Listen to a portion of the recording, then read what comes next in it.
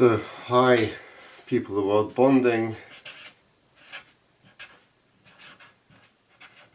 in compounds.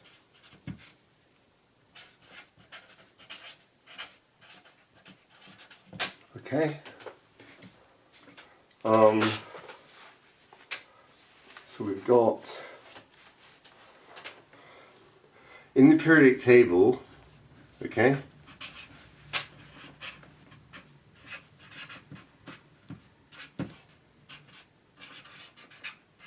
in the periodic table, got the diatomic elements, hydrogen, okay, exists as pairs of atoms joined together like so, okay.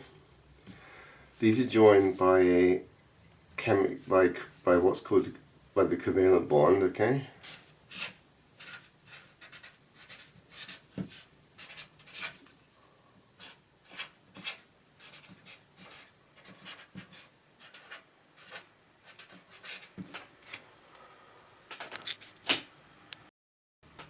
So yeah, these are joined by the covalent bond.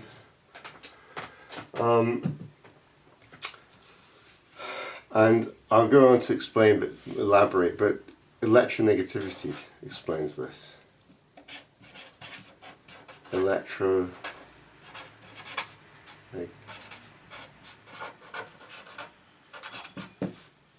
That's electronegativity, okay? Often written briefly as electronegativity. So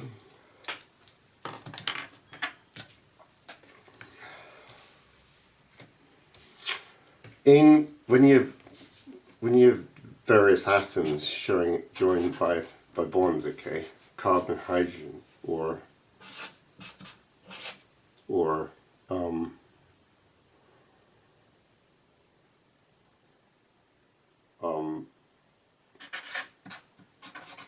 okay, or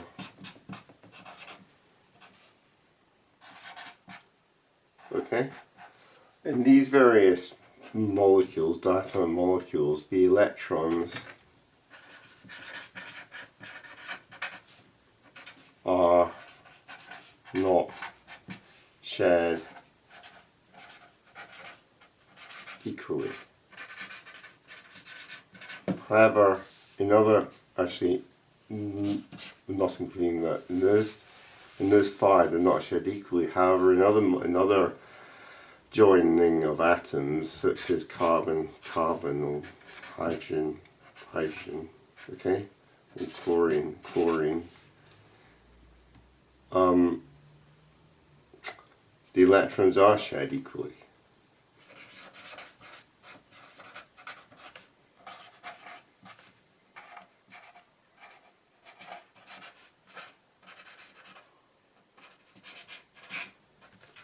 Okay.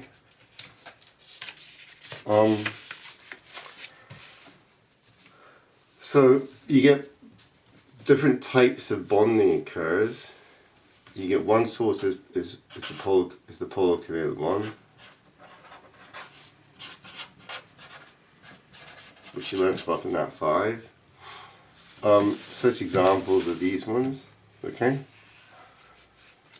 where you get unequal sharing of electrons, so you get sort of a structure a bit like that, hydrogen, nitrogen. So you get the electrons are kind of shared. So you get a lot of negative charge this end and positive charge this end. That's polar covalent. And you get ionic,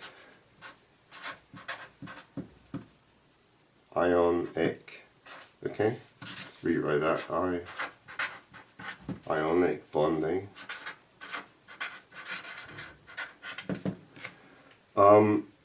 Which is basically, again, caused by the electronegativity difference between atoms. Okay, such atoms as cesium fluoride or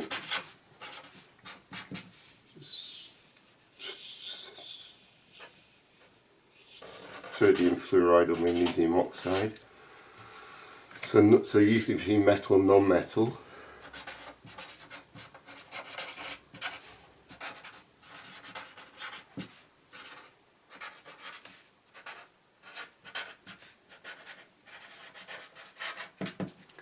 Okay, so in this, or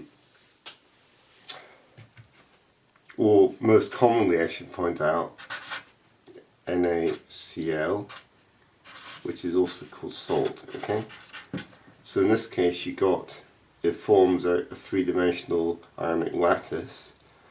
So you get positive, negative,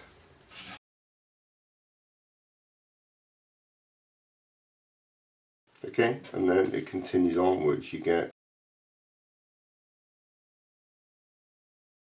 okay, and downwards.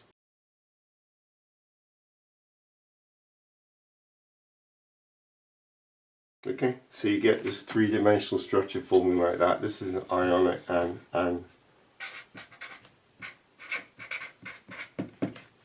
ionic lattice. Okay, so when you get different electronegativities between different atoms, you get, what did I was looking for?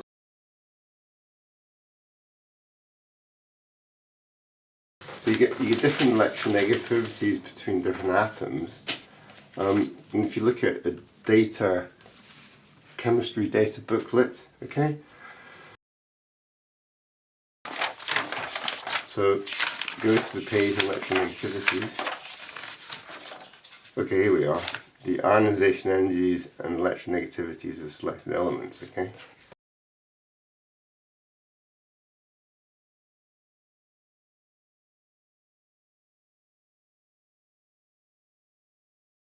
So I picked as examples sodium fluoride, okay, NaF. So if you look up sodium, sodium electronegativity is 0.9.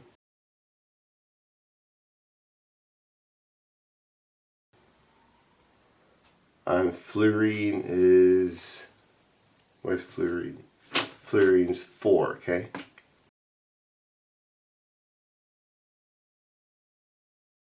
Fluorine is actually the most electronegative element in the periodic table. So the difference is huge, okay? It's 0.9 against 4, so it's a difference of 3.1, okay? The cesium fluoride, this is actually the most electronegative element, and cesium is the least electronegative element. Cesium is 0.1 or something like that. What's cesium? 0.8, okay? So the cesium there at 0.8. So this is the least, and that's the most, okay? Electronegative elements. Excuse me, electronegative elements. So you get unequal sharing of electrons between the ions, between the atoms, say sodium and chlorine, or cesium and fluorine, and it causes, because there's unequal sharing, one atom becomes charged and one doesn't. One becomes much more charged, negatively charged, and the other one, one becomes positively charged, one becomes negatively charged, and this causes an electrostatic interaction, which you get in. So when you're between metals and non-metals, unlike things like fluorine, non-metals, unlike in situation non-metals like fluorine, hydrogen, where you get highly electronegative against very weakly electronegative. So because these are both non-metals, you don't get the same electrostatic. You get unequal sharing of electrons here, but it doesn't cause electrostatic interactions, whereas here it does, because it's metal. V is non-metal, so you get electrostatic interaction, one ion becoming very negative, one ion becoming positive, and so they form this ionic lattice. So the electrons, unlike in metals, unlike in things like copper and iron, the electrons can't move around, they're fixed. So these things don't conduct when they're as solids, only when they're liquid, molten, when they're dissolved. In metals like copper, magnesium, iron, they conduct when they're solid, and they can be moved about, but these can't be moved. Crystals of salt can't be bent, okay? So the electrons are just retained in this region here. So that's how you use, yeah, that's how you use the data booklet. So you got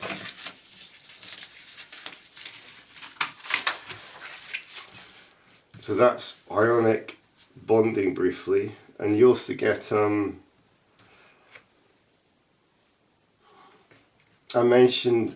you also get, so I've mentioned I've mentioned polar covalent. This is an equal sharing, so when you get carbon like that, okay, the electrons equally shared, okay. This is more Nat5 knowledge, but it's also higher. So you get equal sharing, so there's no positive charge, no negative charge, okay. In pure covalent bonding, so in this case, the electronegativities, okay, are the same. Each of these, they both got the same electronegativity value. So, and if you go back to the electronegativity table, you'll see that, yeah, when you get two hydrogens forming, they both got electronegativity value of 2.2. Two carbons have both got value of 2.5. Two oxygens have got value of 3.5. Nitrogen is 3.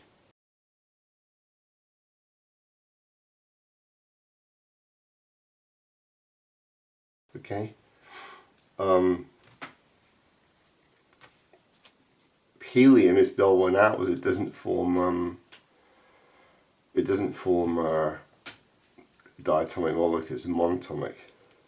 Okay, same with neon, argon. So these are, when you get two atoms of the same type, the same kind of atom joined together, the electronegativity is equal, so there's an equal sharing of electrons.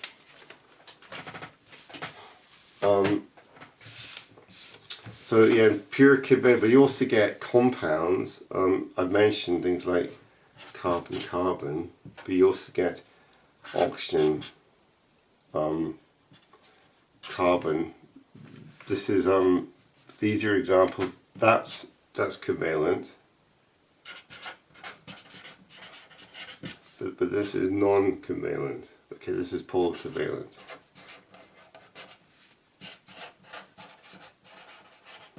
You also get covalent compounds such as CO2, which is a linear molecule, and they're covalent bonds throughout. Covalent compounds, and also in the silicon dioxide, this is actually a bit like diamond, okay, in its structure. So you got a silicon dioxide, it forms a tetrahedral structure, which is how does this work?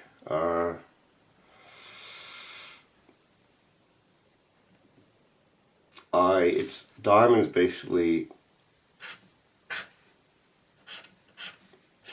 okay,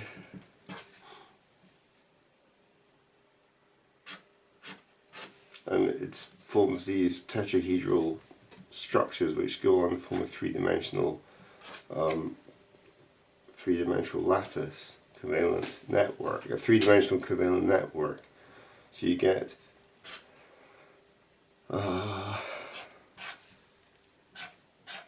this is, I'm drawing diamond out, but it's the same idea with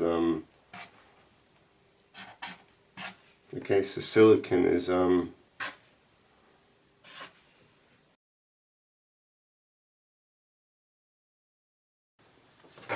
so yeah, these 3D, sorry, battery ran out, so there's a slight jump cut in the film.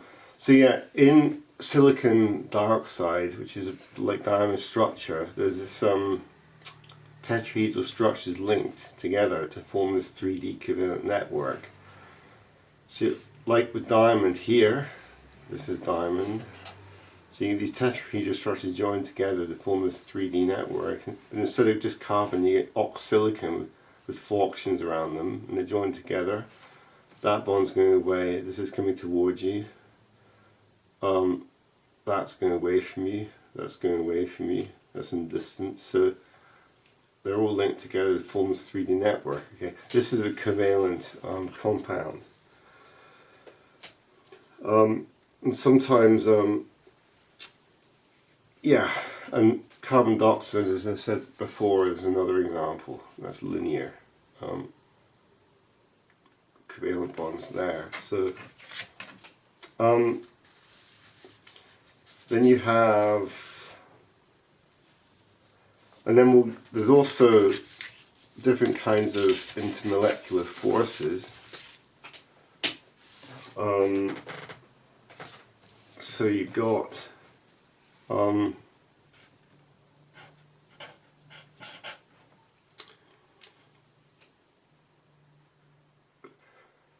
so intermolecular forces.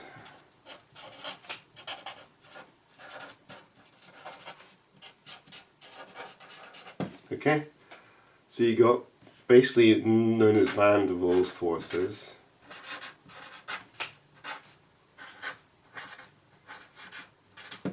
Okay, these are interactions between closed shell molecules. So basically, just to put in terms of increased energy strength, so order of, so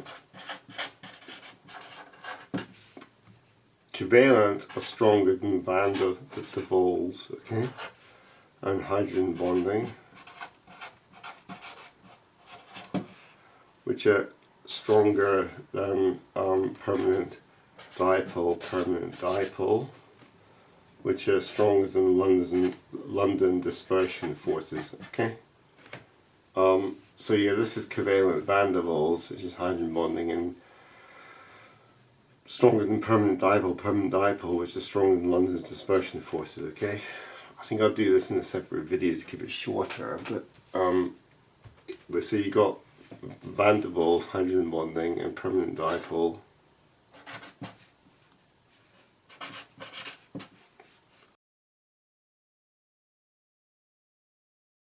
And London's dispersion forces.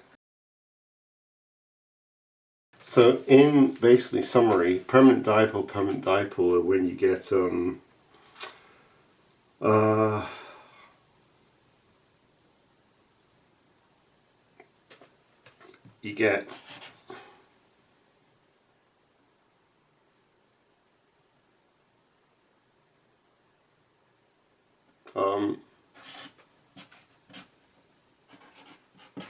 okay, so you get basically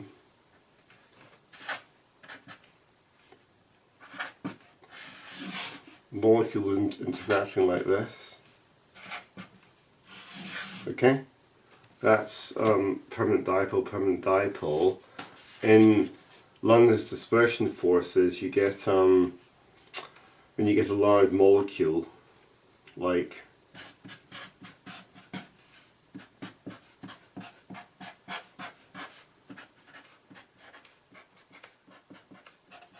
I'll go into it in more detail later.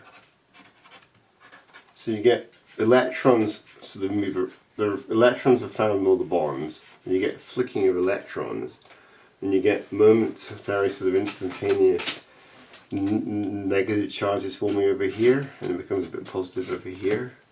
And so these are called sort of London's dispersion. It kind of gets dispersed around the molecule. Okay, but I'll go into more detail in another video later. I hope that's clear, and thanks.